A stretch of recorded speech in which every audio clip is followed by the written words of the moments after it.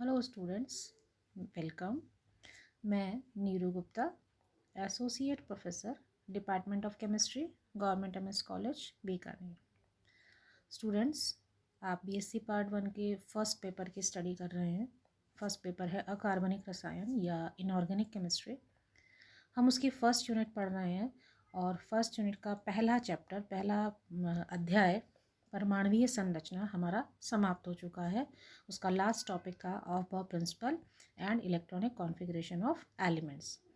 आज हम first unit के सेकंड चैप्टर को स्टार्ट करेंगे और हमारा सेकंड चैप्टर है पीरियोडिक प्रॉपर्टीज़, एक प्रस्तावना या एक परिचय। पीरियोडिक प्रॉपर्टीज़ मतलब तत्वों के आवर्ती गुण। तत्वों के आवर्ती गुण क्या होते हैं, आवर्तिता किस तरह से देखी जाती है,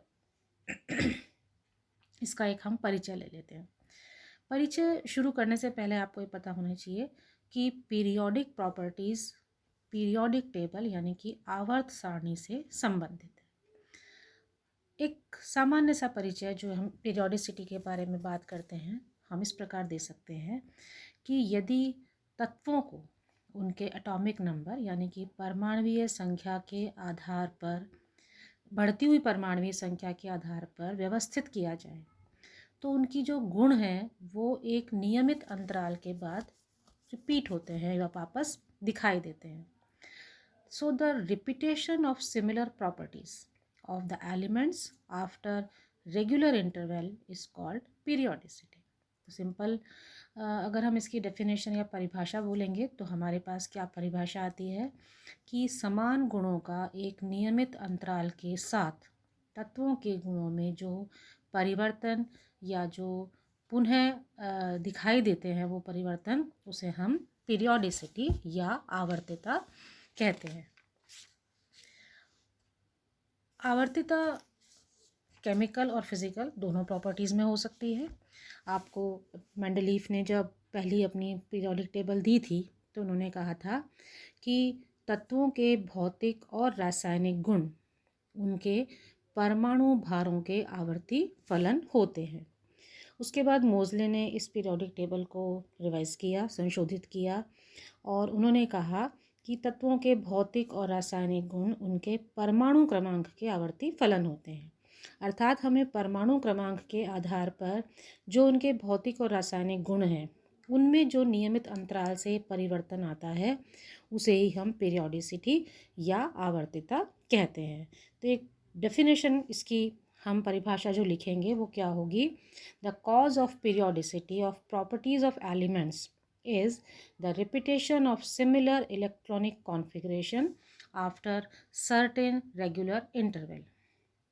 आवर्तिता का मुख्य कारण है कि तत्वों के समान इलेक्ट्रॉनीय विन्यास में एक नियमित अंतराल के साथ जो प्रॉपर्टीज़ या गुणों में परिवर्तन आता है उन्हें हम पीरियोडिसिटी या आवर्तिता के द्वारा ज्ञात कर सकते हैं। अब हम पीरियोडिक टेबल की बात करते हैं थोड़ा सा। पीरियोडिक टेबल में जो इसकी दीर्घ रूप है, आधुनिक आवर्त सारणी है, वो कैसी है। तो जो मॉडर्न पीरियोडिक टेबल है वो मोज़ले ने दी थी। मोज़ले द्वारा दी गई आवर्त सारणी में दो मुख्य भाग जो हैं वो हैं वर्ग और पहले हम पीरियड्स या ग्रुप। पीरियड्स यानी कि आवर्त सारणी में जो क्षैतिज या हॉरिजॉन्टल लाइनें होती हैं उन्हें आवर्त कहते हैं। मॉडर्न पीरियोडिक टेबल में इनकी संख्या 7 है। फर्स्ट जो पीरियड है वो बहुत छोटा है और उसमें चूँकि 2 ही तत्व हैं इस कारण उसे शॉर्ट पीरियड या लघु आवर्त भी कहते हैं। लिथियम से नियॉन तक 8 एलिमेंट्स आते हैं हमारे सेकेंड पीरियड में, जिन्हें आइडेंटिकल एलिमेंट्स भी कहा जाता है या रिप्रेजेंटेटिव एलिमेंट्स भी कहते हैं। दूसरे और तीसरे पीरियड में 8 एलिमेंट्स हैं, इस कारण इन्हें भी शॉर्ट या छोटा लघु आवर्त कहते हैं। चौथे और पांचवें में 18 एलिमेंट्स हैं, इसलिए इसे लॉन्ग पीरियड कहा जाता है। जो 7th पीरियड है वो अभी इनकम्प्लीट है, सिक्स्थ और सेवन्थ पीरियड में लैंथेनाइड और एक्टिनाइड के 14 एलिमेंट्स को रखा गया है। तो ये तो एक पीरियड का इंट्रोडक्शन हुआ। अब हम बात करते हैं ग्रुप की या वर्ग की। आवर्त सारणी में जो वर्टिकल कॉलम्स होते हैं, ऊर्ध्वाधर स्तंभ होते हैं, उन्हें ग्रुप कहा गया। इनकी संख्या 18 है। 1 से 18 तक इनको नाम दिया गया है। और ये 1, 2, 13, 14, 15, 16, 17 और 18, इन्हें तो प्रारूपी तत्व कहा गया, रिप्रेजेंटेटिव एलिमेंट्स कहा गया। और जो तत्व 2 और 13 के बीच होते हैं उन्हें ट्रांजिशन एलिमेंट्स या संक्रमण तत्व कहते हैं। इसी ग्रुप की श्रेणी में हम लैंथेनाइड्स और एक्टिनाइड्स की भी बात करते हैं, जिन्हें पीरियोडिक टेबल में एक अलग स्थान दिया गया है। तो इस डायग्राम से आपको पीरियोडिक टेबल या आवर्त सारणी के डिफरेंट ब्लॉक्स के बारे में एक सामान्य जानकारी मिलेगी। अपने बाईं ओर देखिए आप, एस ब्लॉक एलिमेंट्स हैं, जिन्हें हम रिप्रेजेंटेटिव एलिमेंट्स या प्रारूपी तत्व कहते हैं। बीच का भाग डी ब्लॉक एलिमेंट्स का है, जिन्हें हम संक्रमण तत्व या ट्रांजिशन एलिमेंट्स कहते हैं। पीरियोडिक टेबल के दाईं तरफ पी ब्लॉक एलिमेंट्स हैं, ये भी प्रारूपी तत्व हैं। और इसके बाद एक छोटा सा कॉलम आप देख रहे हैं नोबल गैस का, यानी कि उत्कृष्ट गैसों का, वो पीरियोडिक टेबल में एकदम दाईं तरफ उपस्थित होते हैं। नीचे आप देखेंगे एफ ब्लॉक एलिमेंट्स, जो कि अंतः संक्रमण तत्व भी कहलाते हैं, जिन्हें हम लैंथेनाइड्स और एक्टिनाइड्स के नाम से जानते हैं। उनको पीरियोडिक टेबल में एक अलग स्थान दिया गया है। तो ये एक पीरियोडिक टेबल का ब्लॉक डायग्राम है। और इस ब्लॉक डायग्राम से आपको ये पता चलेगा कि 4 प्रकार के तत्व पीरियोडिक टेबल में शामिल किए गए हैं। ये 4 प्रकार के कौन से हैं? एस, पी, डी और एफ। तो ये जो 4 ब्लॉक्स हैं, अब हम इसके एस, पी, डी और एफ के बारे में एक प्रारूपी जानकारी ले लेते हैं। एस ब्लॉक एलिमेंट्स कौन से होते हैं? यदि तत्व का अंतिम इलेक्ट्रॉन एस उपकोश में जाएगा तो वह एस ब्लॉक तत्व या एस ब्लॉक एलिमेंट कहलाएगा। इनका जो नॉर्मल या सामान्य इलेक्ट्रॉनीय विन्यास है वो NS1 या NS2 होता है। और ये ग्रुप 1 और 2 में रखा गया है इनको। और सामान्य रूप से हम इन्हें जानते हैं, ये एल्कली मेटल्स या एल्कलाइन अर्थ मेटल्स कहा जाता है। पी ब्लॉक एलिमेंट्स, जिन तत्वों में अंतिम इलेक्ट्रॉन Np उपकोश में प्रवेश करता है उन्हें पी ब्लॉक एलिमेंट्स कहते हैं। इनका सामान्य इलेक्ट्रॉनीय विन्यास NS2 Np 1 to 6 होता है।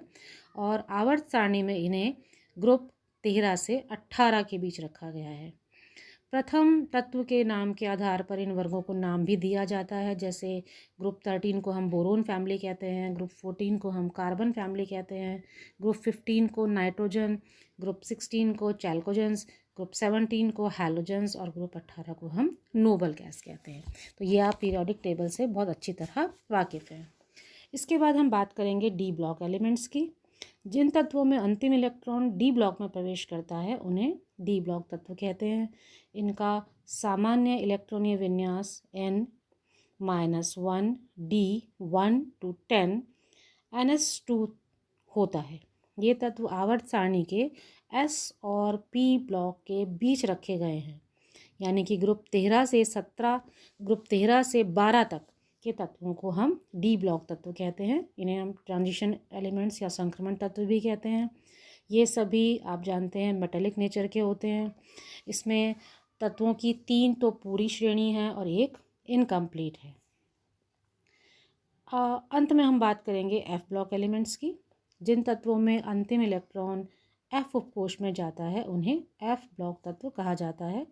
और इनका सामान्य इलेक्ट्रॉनीय विन्यास होता है N-2 F1 to 14 N-1 D1 to 10 NS2।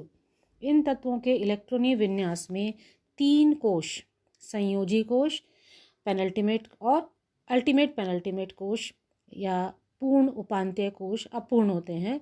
अतः इन तत्वों को अंतः संक्रमण तत्व भी कहते हैं। कोश के नाम में वापस बोलती हूँ, संयोजी कोश, उपांतीय कोश और पूर्व उपांतीय कोश, यानी कि वैलेंस शेल, इनर शेल और अल्टीमेट इनर शेल। तो एफ ब्लॉक तत्वों की आप जानते हैं कि दो सीरीज़ होती हैं, 4f और 5f। 4f सीरीज़ को हम लैंथेनाइट कहते हैं और 5f सीरीज़ को एक्टिनाइट्स कहा जाता है। और इस सीरीज़ में अभी कुछ तत्व इनकम्प्लीट, कुछ कॉलम्स अभी इनकम्प्लीट हैं। तो इस तरह से ये पूरी पीरियोडिक टेबल की एक इंट्रोडक्शन या एक परिचय आपको हमने इस छोटे से लेक्चर में रखा है।